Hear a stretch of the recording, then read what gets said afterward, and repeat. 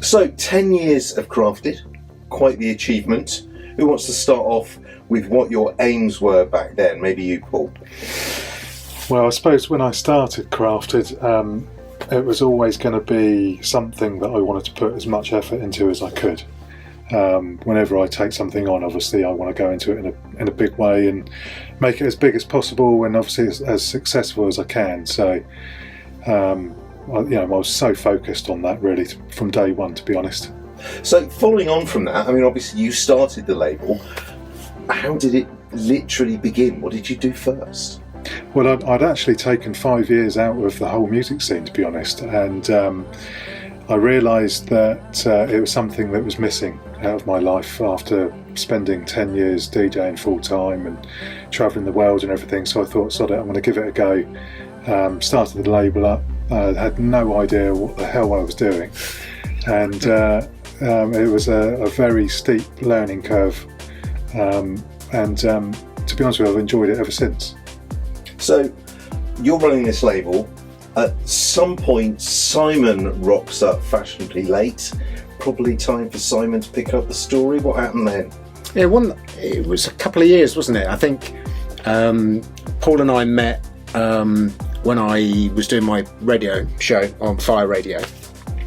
And I'd have guests every week, and through a joint friend, Paul had come in as a guest.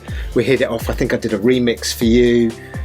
And then, we just naturally started working together on the label, and I think we were sort of thinking the same things, doing the same kind of music, and it all started from there. So that was relatively early on, sort of early days when Paul had started. Yeah, I'd come down to Bournemouth to play at the Winchester. Yeah, that's right. Yeah. And so I think it was a perfect opportunity, wasn't it? Really? Yeah, it was. Yeah, it just all fell into place. Yeah. So we've been talking about the label.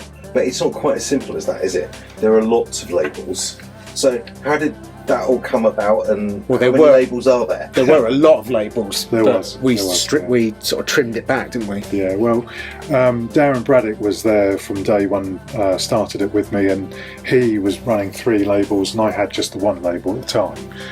And I suggested to him when we got together and put it all in one umbrella that we called everything one brand name, and that really only came about because our current distributor Proton, I'd met with them in San Francisco while I was DJing out there, and we had a meeting, and they said, look, this is really confusing, you've got all these names, nobody really knows which is the brand, you should have one name, one place that everybody goes, and it made sense, to be honest, and that's when it all changed.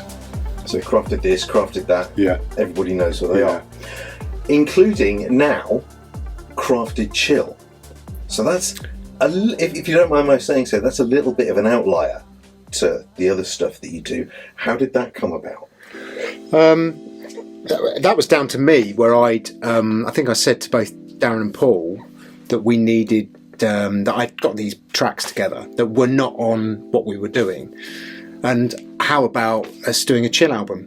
And so we did a teaser chill album, which was the Chill Volume 1. And it went down really well. And the idea was that we could chat to our artists and producers and say, look, do you fancy just doing something slightly different? And that was part of the reason, really, just a small part, why we ended up going down the Radio 1 route, because that was more relaxed and more chill, more melodic. And would it be safe to say that the Radio 1 stuff might not have happened if it wasn't the chill? Did that open the door for you? It was a part of it, wasn't it? Probably, yeah. It did help. It definitely helped. I mean, we were lucky because we had a good contact at Radio 1. Jay, I used to meet up with on a regular basis at ADE in Amsterdam, and we'd share a beer together and have a chat. But I never said to him, let's get Krafted on Radio 1, or I never bothered him to try and get any of our music on there either, to be honest. So it was just great synergy, I suppose, at the time. Policy of no hassle. That's it, yeah. It and worked. It obviously worked, yeah. So, as we said at the top of the interview, 10 years, quite the achievement. What is it that you think that you've done in particular that has enabled you to survive in such a fickle industry? Ooh, tricky. I personally think it's because we've created this family. I was going to say the same thing. Yeah, we've always tried to keep it quite professional.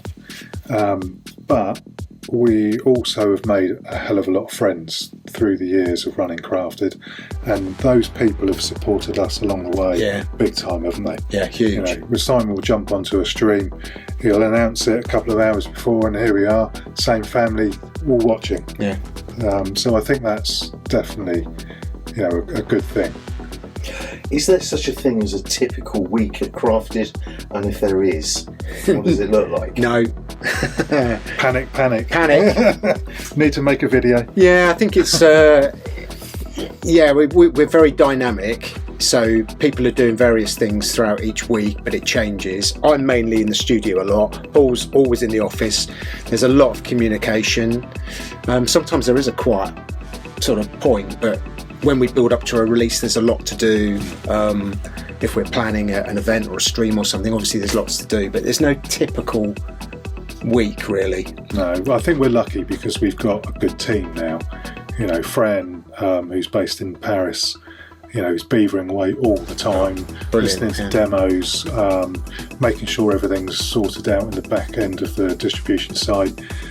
We've just got a new social media girl, Elle, which is, you know, just freed up so much time for us, hasn't she? It's brilliant. Yeah. So that's really good, and we've got a good PR guy as well that comes on board for all our big releases. So it's just really making sure that you're using the time to your best ability, because obviously you can't do everything yourself. No. And it's always nice to say, I'll just put you through to the Paris office. Yeah. Or Rome or New York or wherever. That's it. Okay. So last year there was a milestone moment where you'd released 300 tracks on Krafted Underground, and you'd already passed 150 releases with the Chill brand that we just talked about. Yeah. What the heck's left? What were your targets for this year? Well, we're already past 350 on Krafted Underground, so you know the next one will be 400. So that'll definitely be something later, either later this year or next year. We'll have to see how things pan out. Really, I mean, obviously we'd try not to release too much, but when there's so much music being sent to you, it's quite difficult not to. It's difficult to turn the quality down. If it's quality, you're not going to turn it down. You don't want to do too much, as Paul says, but yeah, I think we might have to miss the 400 one and just recognise 500, perhaps. Yeah. And the Chill Chill reached 150 relatively quickly, really. Yeah. Let's go right back to the very beginning. What was the first ever? Can you remember what the first ever track signed to the label was? I do. Yeah, it was a Swiss producer actually called Von Allman. And it was a track called Voodoo You Do, which I did a remix on as well. And it was very deep, hypnotic, and to be honest with you, it still sounds quite current. Yeah. It's amazing actually.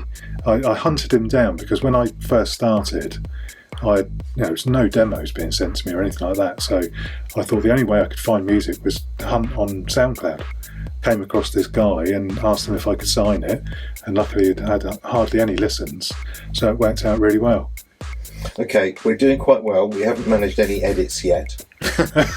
This might be the first one. Let's see. You're going to put your thinking caps on. Each of you needs to pick your favourite release from across the last 10 years. Quick, before we have to edit. I can go first. Go on then. My favourite is actually the first artist album that we released. We released an artist album from an Italian duo called Cosmic Crisis. Releasing an artist album was something that I wanted for a long time, and we'd hoped for, had to be right, and these two rocked up, and Breakfast in Paradise, their debut album, is a stunner, and I still love that album. Yeah, that is an amazing release. Yeah. It's very special. So Simon saved your bacon, you've got more thinking time.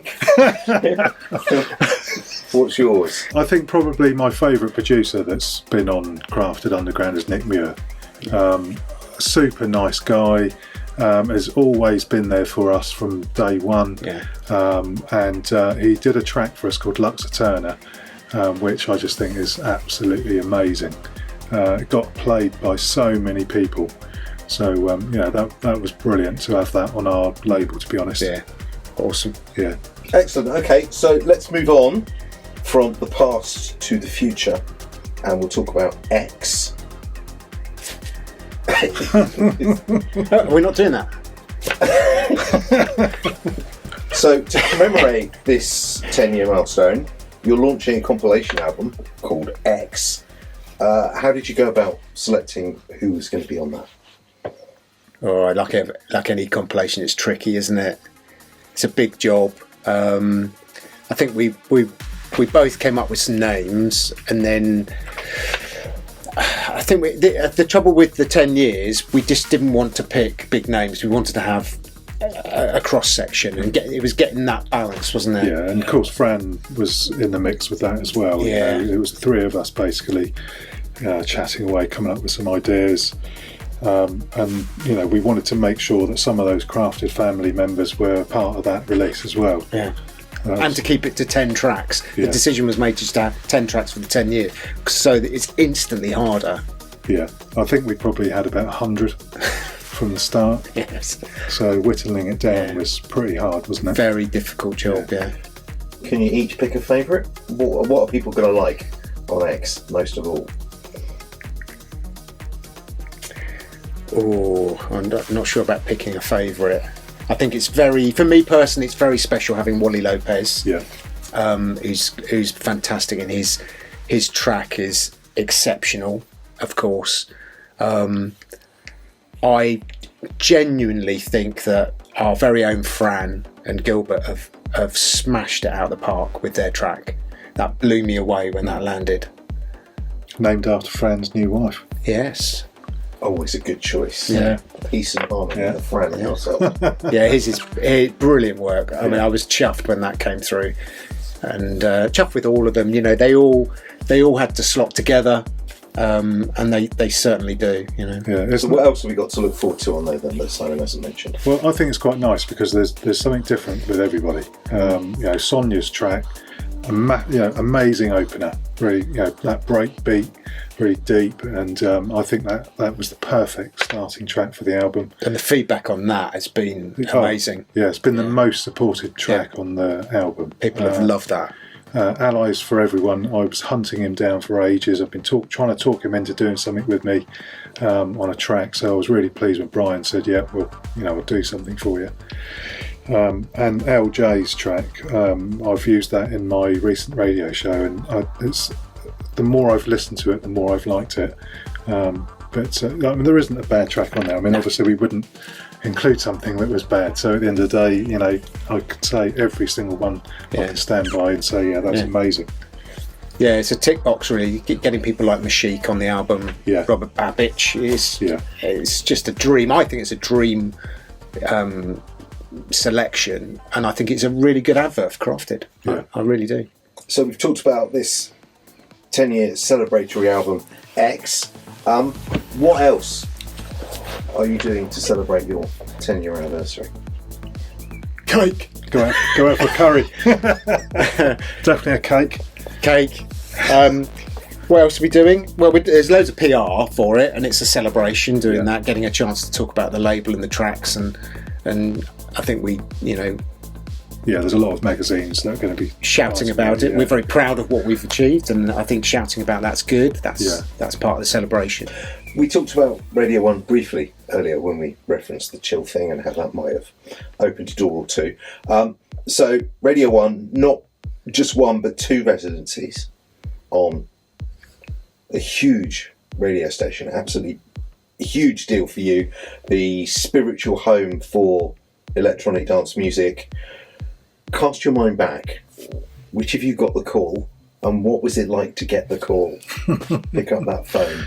Yeah, that was me actually, and extremely unreal because it's funny. It was right at the start of the whole pandemic, and we were thinking, Christ, what are we going to do now? Yeah. There was no events. Everybody was doing live streams online, and we thought, should we stop doing ours because we had been doing quite a few. So we were a little bit lost, and I was definitely lost with it. I was thinking, oh, shall I just give up? I did consider it, and then got the phone call and just changed everything. It was perfect timing because obviously the audience was there. Everybody was listening to music while everybody was sat at home. So it couldn't have been a better time, really. Slightly surreal. Yeah. And then the panic hit because, we've suddenly got to put all these radio shows together, and who do we ask? And then the track selection, and then, it's got to be the best that it possibly can be. Yeah. And again, it was trying to whittle it down to 10, 11 tracks or 12 tracks per show, which is an absolute nightmare. Absolutely brilliant experience, though, wasn't it? Really amazing. And it's something I know we're both very proud of. It was brilliant. So we are actually doing this interview from the Krafted studio, where the radio shows and the live Twitch shows are done. You've done quite a few live streams on location, though. What have you got up your sleeves as far as they're concerned? Are there going to be more of those? I think no doubt we'll do some more. We haven't actually got any planned, really, have we? No, not at the moment. We have talked about it. We've talked about it. We did a few special ones last year. We did the Porsche one, and we've filmed quite a few. No doubt we'll be doing some, but the focus has been on the album, really, isn't it? But we'll definitely get back to it. It's something we really enjoy, and it's a good opportunity to showcase some of our artists, and they seem to like it. And we'll have to give it some thought of what we do. It's been a little bit of a while since you both released a track together. What's going on with that? Why is that? Do you have some plans to? It's because change that? We hate each other, don't we? We can't. We don't normally sit this in the same room. I don't know when the last one was. It has been a while. It has been a while, hasn't it? The idea is there. There is meant to be one. We are meant to be doing one. Yeah.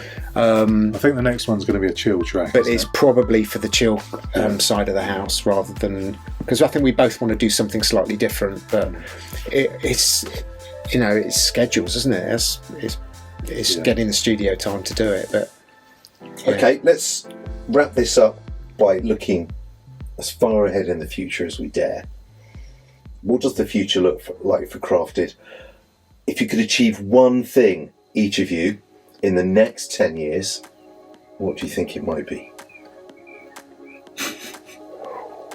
That is a difficult one. I think it would be good to survive, for us to be able to stay independent and keep doing what we're doing, and grow the label. But if we can still be here and enjoying it, and people still listening to and the people music, still loving what we do, then I think that's what I'd take.